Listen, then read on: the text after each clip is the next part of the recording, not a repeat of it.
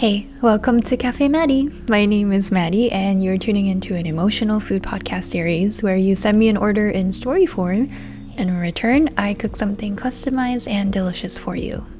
You can submit your story in the link below in the description if you're watching on YouTube, and you can tell me about something you're going through, any questions you might have in general, and then every week I'll carefully pick an order and you get a custom menu along with a podcast about my own life.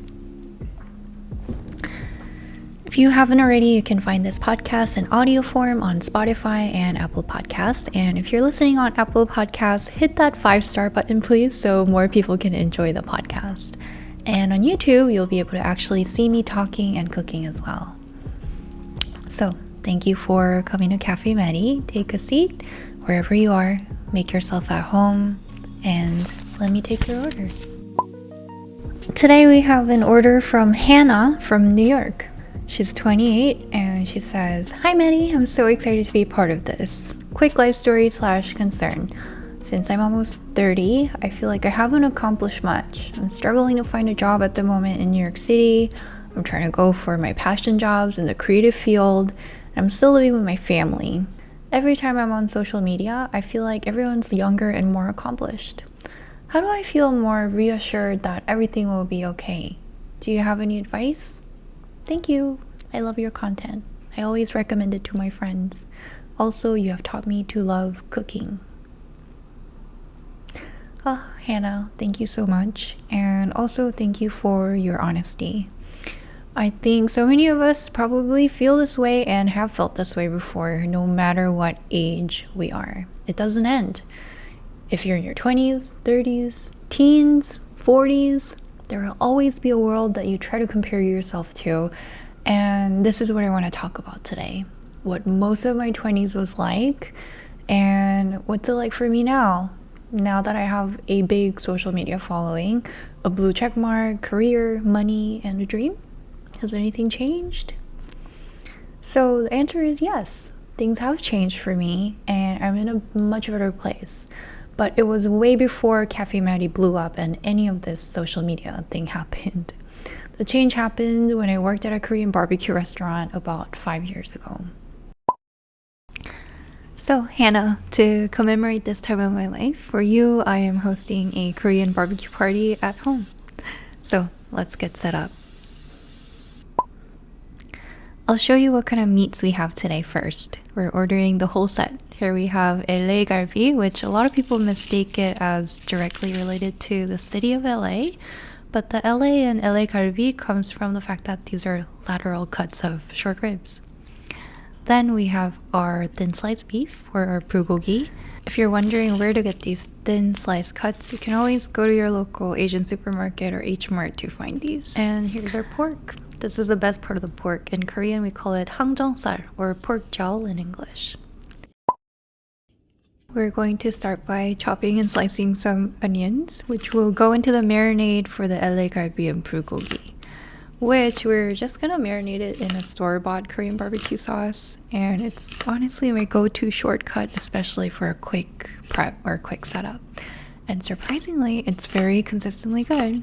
You can really grab any kind of Korean barbecue sauce that's written in Korean once you walk into a H Mart. And if you're hosting a party, just don't tell anyone that it's store-bought sauce. So let's jump into the podcast. Here's why I'm making Korean barbecue for our order on being lost and pushing 30. So yes, I used to work at a Korean barbecue restaurant years back when I was in grad school.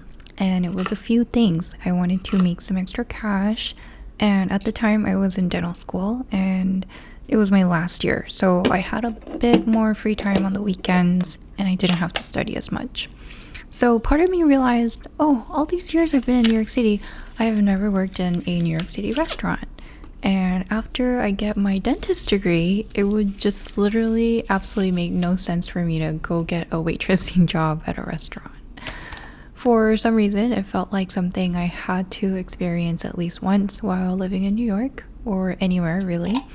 And it was kind of my last chance, or that's how I looked at it. So I took the job at Gangwon-dong Baekjeong, this Korean barbecue place in the heart of K-Town in New York City, as a hostess. And it was really a lot of hard work. Hostessing at a Korean barbecue restaurant isn't like hostessing at some fancy Italian restaurant. When I thought of hostessing, I thought of, looking nice, wearing a nice dress, standing at the front, taking people to their tables, smiling. Easy job. But here, it was Gangwon-dong Baekjeong, in the hustle and bustle of Koreatown in New York City. It was such a busy and popular spot that people were lined up out the block, around the block sometimes, and the wait was like, it was up to 3 hours sometimes, and people still waited the whole 3 hours with me outside to eat there. It was astounding to me how long people were willing to wait. So we had around 6 waiters and waitresses, I think, and about 3 to 4 hostesses. We all worked as this crazy team, constantly communicating with our earpieces in, with our walkie-talkies, operating like a machine, managing the tables, wait times, cashier work, and it was so chaotic, but also so efficient and satisfying once we got through the night.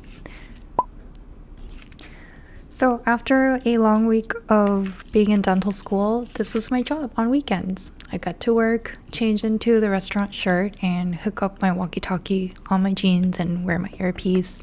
And there were these 2 different roles. I didn't know which role that I was going to take each day, but I got assigned each role each day. And when I was working as an outside hostess, I'll grab the iPad and stand outside or by the door. The iPad was for taking down people's names and numbers so that I could text them when the table was ready. I'm sure you've seen these a lot at restaurants, especially if they're busy. And as people lined up, I took their numbers and names and then pressed the button on the side to send them a text. When whoever was working as an inside host or hostess would ping me that there was a table opening up. And then once the whole party arrived, I would either send them to the first floor or the second floor, depending on which floor was opening up. And if I was working as an indoor hostess, I was in charge of managing tables, like the whole floor. So at the front of the room or front of the restaurant, on each floor, at the cashier, we had this monitor computer screen that showed each table, how long people were eating for and what they ordered. So I would communicate with the outside hostess through the earpiece when to text the next batch of customers and when to send them in. So it was so busy, so loud inside the restaurant, so chaotic and stressful. And I didn't work there for too long because it was just wearing me out on top of school. But here's one thing I noticed while I was working there. And this really ties into our answer here because so basically the hostesses and whoever I was working with were pretty young. I think I was the oldest. I was 25. The managers were all older Korean men. And the managers led the team, making the calls during the night, stepping in if there were problems, and most importantly, their compliments and acknowledgments to us, like hostesses and waitresses, the younger, the newer ones especially, that was our reward. It made me feel so good to be recognized by one of the managers for working hard at the restaurant. And I can't speak for anybody else working there, but for me, before I knew it, I was constantly looking forward to the manager's approval. Like some days the manager would be very strict, call us out if we make mistakes, and if you weren't doing well in the teamwork, you were sort of slowing everyone down. So they would call me out. And other days, when everything was running smoothly, they'll give high fives, check in on us, help us, and give us little snacks, bring us coffee. And when I was part of this team, within this chaotic place, it felt so good to get that pat on the back by the manager. And I really kind of unknowingly look forward to it. And in hindsight, whatever structure they put up or whatever kind of psychological order that they put up in the restaurant was a great business team model, I think, because I was super motivated and I felt like I was being led by the manager, the leader, right? So at the time, during that short amount of time that I worked there, I was living this I don't want to say double life, but basically a dual life, where I'd work at this restaurant on the weekends, but on weekdays I was back at my dental school, mostly full of privileged, high-achieving students with a completely different frame of success and a sense of accomplishment. And I would come out of this Korean barbecue restaurant taking out my earpiece, putting the walkie-talkie away, and changing out of my smelly clothes. And I would feel absolutely exhausted, but also great that the manager noticed me that day. And then I would go back to dental school where no one knew I was working on weekends or cared that I was becoming good at hostessing. And all that everybody ever cared about in school was getting good grades or getting the right research internship, specializing, and becoming a dentist. And very ironically enough, only after dipping my toes in a completely different world and a system, I burst out of my bubble. Well, I don't know if bursting out is the right term, but I stepped out of the bubble. Obviously, the restaurant world was a bubble, and the dental school life was also its own bubble. And guess what was admired and viewed as successful in dental school? People getting high grades, people getting into prestigious research programs within the school, people getting connected to famous other dentists, or people matching into specialties. And after I graduated, I found myself in this bubble of dentists who went through different ventures of success, and it was just one of the following: setting up your own practice, getting a high-paying job, or owning a lot of expensive things, etc. And ever since then, right, I went on a very unconventional track of taking on being a content creator. So I entered this content space / community of creators, and even in this space, although it's an exciting and sometimes larger than life kind of thing, this is also a bubble. And what I'm trying to say is there is a social construct and a definition of success, and it's often established by the community that we're part of. And it could motivate us, but it could also tear us down and mislead us because it makes us feel like we need to propel towards the same goals or go down the same path of quote-unquote success when it might not actually be what we want in our lives. So I am so glad I worked in that Korean barbecue restaurant and experienced my mind being trapped in this strange, brainwashy craving for that restaurant manager's approval. Because ever since then, I've asked myself so many times in my life, who is that Korean barbecue manager in my life now? Am I craving the approval of the world, or am I pursuing what I want and finding what makes me happy? So Hannah, this was so long-winded and I'm sorry, but I know exactly what you mean when you log onto Instagram and see everybody achieving the next thing. I fall into this too, still, which is why I hate logging onto my personal Instagram account. I hate it. I'm on my Cafe Maddy account because I don't follow the 500-600 acquaintances that I used to. No more baby updates. Sorry, unless you're actually my friend, which I adore your babies and nieces. I do not care about the babies of people I haven't talked to in 3 years. Same with engagements. I wish I could unfollow everybody I barely know who recently got engaged, because that means I'll also be getting like updates of their weddings and their babies too. You see why I don't go onto my personal account, right? So the first step is to make a Finsta. How many close friends do you have? A handful? Me too. Just follow them only.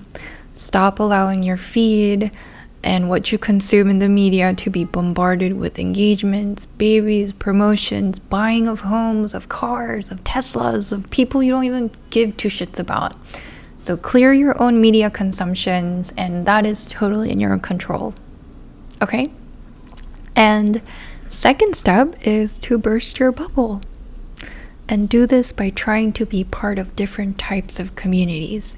You would be so surprised how often we find ourselves within the same type of people, same old friends, people in the same industry, field, and lifestyle.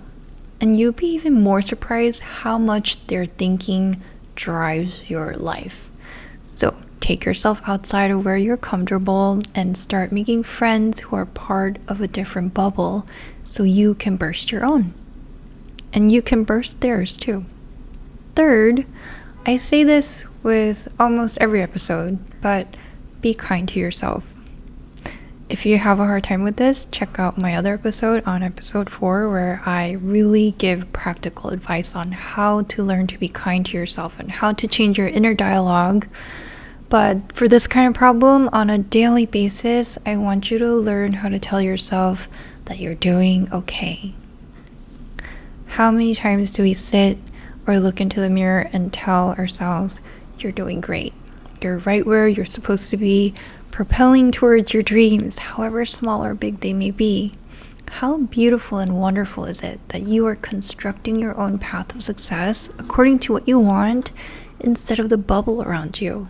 That's amazing. It doesn't matter you're living with your parents for now. How amazing is that you're taking a risk and trying something? You're never going to find out what your life could be unless you take that risk and try. And 4, most importantly, be in tune with what fills you to the core. This you'll have to find the answer yourself. And once you find what makes you happy, simply make time and space to do more of it. It doesn't have to become your career. It can, but it can become something you work to achieve as a reward. Then maybe now you have a reason why you stay at your job or why you're taking a certain path. So only when we're moving according to the desires of our own heart, we'll know deep down that we're propelling and moving in the right direction, even if the results don't show right away. And this is, in the long run, Hannah, a much solid way to live your life than to live according to the bubble you're surrounded with. Hope you guys enjoyed this episode. It was definitely a really delicious one to eat, and it brought me back a lot of memories working at that restaurant. If you would like to leave a review of the podcast, I would love to hear it, so feel free to comment down below. And you can also find the podcast on Spotify and Apple Music under the title Cafe Maddy Podcast. So you guys know the usual, like, share, and subscribe if you like this episode. Last week we hit a record download number on the podcast platforms, so thank you guys so much for tuning in. It really means a lot to me. This is kind of like a passion project of mine, so, doing this every week, not knowing what's going to happen. Our views on YouTube have been dwindling a little bit, which I don't know what's going on. I don't know how this YouTube algorithm works, but if you want to stay tuned, turn on the notification button so you stay tuned for next week. Same day, same time. Special thanks to our music artist, Mr. Hong, for the custom track for our podcast. And every week I'll introduce a track that I like that you might like too. So I'll link the playlist right here on the screen, and every week we'll be building a playlist from this podcast. Thanks for coming by.